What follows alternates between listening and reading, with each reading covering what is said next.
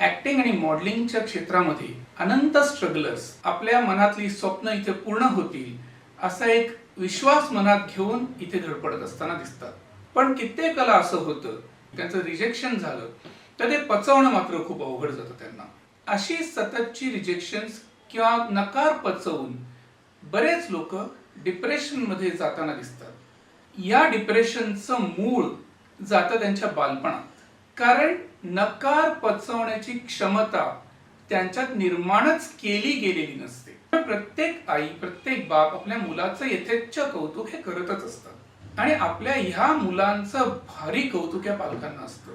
ते इतक्या लेवल पर्यंत असतं की घरात कोणी पाहुणे आल्यानंतर त्या पाहुण्यांशी गप्पा मारायच्या आधी बराचसा प्रोग्राम होतो. अगं त्यांना हे करून दाखव ना, अरे त्यांना ते करून दाखव ना. ह्याच्यामध्ये त्या प्रत्येक गोष्टीचं अवाढव्य कौतुक होतं, अवास्तव कौतुक होतं. चिल्ड्रन सायकोलॉजी ह्या मुद्द्याला आजकाल फार ग्लोरीफाय केलं जातं.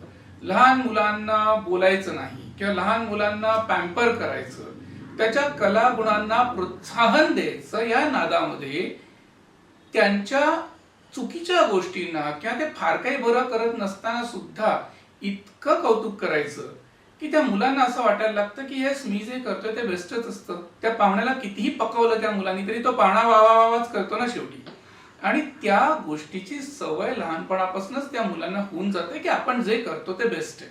खरं तर याच वयात पालकांनी त्यांना कान पकडून कधी प्रेमाने कधी कौतुकाने त्यांचा इगो हर्ट न करता पण त्यांना जाणीवा करून देणं गरजेचं असतं की बाबा तू करतोयस चांगलं, पण it can be much better. हे द बेस्ट नाहीये आणि आपल्याला तुला जे येतंय ते अजून वाढवायचंय. This is just a start, this is just a beginning आणि तुला अजून खूप इम्प्रूव्ह व्हायचंय. अशा पद्धतीत जेव्हा ते मूल वाढवलं जातं तेव्हा खऱ्या अर्थाने त्याची कला ही फुलवली जाते असं मला वाटतं. आणि मग बाहेर समाजात आल्यानंतर त्याला रिजेक्शन हा प्रकार फार कमी अनुभवायला मिळतो. शेवटी रिजेक्शन हे सगळीकडे असतंच, कारण तुमच्यापेक्षा बेटर हे नेहमीच प्रत्येक क्षेत्रात लोक असतातच. पण मुळात मला रिजेक्ट केलं म्हणजे काहीतरी भयानक मोठं झालं, माझ्या आयुष्याची उलथापालथ झाली, ही भावना जी आजकालच्या पिढीमध्ये तयार होती, ती भावना मात्र बऱ्याच प्रमाणात आपल्याला कंट्रोल करता येते जर मुलाचं अपब्रिंगिंग आपण त्या पद्धतीने केलेलं असेल तर.